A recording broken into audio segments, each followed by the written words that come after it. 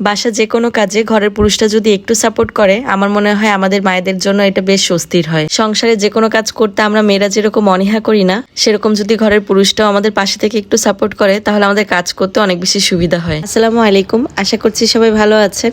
আমরা আল্লাহর রহমতে ভালো আছি। আমি আজকে ভিডিওটা সকাল থেকে শুরু করেছি। সকালে ঘুম থেকে ওঠার পর আমার সব কাজটুকুই থাকে বাবুকে নিয়ে, ওকে ফ্রেশ করিয়ে খাওয়ানো, এসব করতে করতে আসলে মাইবিন মাহিরার দিকে আমি তাকানোর সময় পাই না। তো এই সকালবেলাটা মাইবিনের বাবা অনেকটাই সাপোর্ট করে, যেহেতু ওর বাবা একটু দেরি করে অফিসে যায়। এর জন্য দেখা যায় ম্যাক্সিমাম দিনই মাইবিনের বাবাই ওদের দুই ভাই বোনকে খাইয়ে দেয় সকালবেলার খাবারটা। কোনো কোনো দিন তো গোসল করিয়ে দিয়ে যেতে পারলে সেটাও করিয়ে দিয়ে যায়। এতদিন আমার ফুপি ছিল, আমার তেমন কোনো অসুবিধাই হয়নি। আমি আর ফুপি বাবুকে দেখতাম আর মাইবিনের বাবা আমার বড় দুজনকে দেখতো। ফুপি চলে যাওয়ার পর বাবুর দায়িত্ব সম্পূর্ণই আমার, আর মাইবিন মাহিরার দায়িত্ব নিয়েছে মাইবিনের বাবা। এর মধ্যে একজন ভাবি এসে কাজ করে দিয়ে যায়, তো সে রান্না বান্নাও করে দিয়ে যায়, মাঝে মাঝে মাইবিনের বাবাও করে। আজকে যেরকম গরুর কলিজাটা মাইবিনের বাবাই রান্না করেছিল, সবকিছু ভাবি গুছিয়ে দিয়েছে, মাইবিনের বাবা শুধু রান্না করে ফেলেছে। আর কোনো না কোনো ঝোল তো খেতেই হবে আমার প্রতিদিন, এই কারণে আজকে করলা দিয়ে আলু দিয়ে ঝোল রান্না করা হচ্ছে।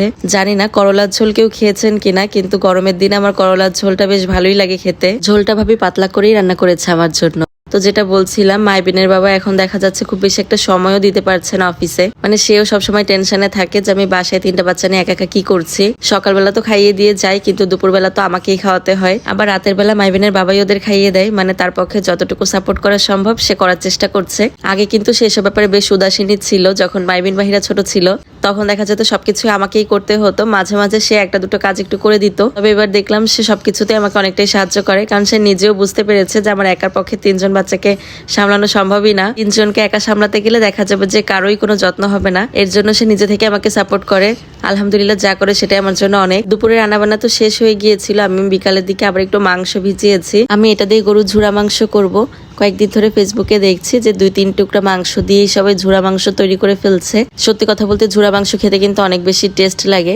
আগে অনেক খেতাম, কোরবানির সময় মাংস জাল দিয়ে দিয়ে রাখা হতো, তো ওই মাংসটা পরে ঝুরা মাংসের মতো করে রান্না করা হতো, অনেক টেস্ট লাগতো। তারপরে আবার কোরবানির সময় অনেক মাংস রান্না করা হলে কয়েকদিন ধরে জাল দিতে দিতে মাংসটা যখন আলাদা আলাদা হয়ে যায় তখন কিন্তু মাংস ঝুরা ঝুরা হয়ে যায়, তো ওটাও খেতে অনেক মজা লাগে। তো আজকে ওরকম একটু খেতে ইচ্ছা করছিল, তো মাংসটা আমি শুরুতেই ছেঁচাছেঁচি ঝামেলায় যাইনি, অনেক ছোট ছোট করে কেটে দিতে বলেছিলাম যাতে প্রেসার কুকারে দিলে একদম নরম হয়ে যায়। তো আমি সব মশলা দিয়ে ভালো করে মেখে প্রেসার কুকারে বসিয়ে দিয়েছি। আর এরপরে যখন পানিটা শুকিয়ে গেছে তখন কিন্তু ভাবি আবার আমাকে একটু ছেঁচেও দিয়েছে যাতে মাংসগুলো একদম খুলে খুলে যায়। তো এই পর্যায়ে অন্য কোনো কিছু দেওয়া হয়নি, একটু বেশি করে পেঁয়াজ আর মরিচ দিয়ে একটু মাংসটা ভাজা ভাজা করা হয়েছে। আমি অনেক রেসিপিতে দেখেছি মাংসটা মশলা দিয়ে সিদ্ধ করার পরে আবার নতুন করে মশলা কষিয়ে তারপরে মাংসটা দেওয়া হয়েছে, ঝুরা মাংসটা আর কি। কিন্তু তাতে খুব বেশি মশলা হয়ে যেত, এই কারণে আমি পরবর্তীতে আর মশলা দিইনি, শুধু পেঁয়াজ আর মরিচ দিয়ে মাংসটা ভেজে নিয়েছি। সত্যি বলতে এভাবে খেতেও আমার অনেক বেশি মজা লেগেছে।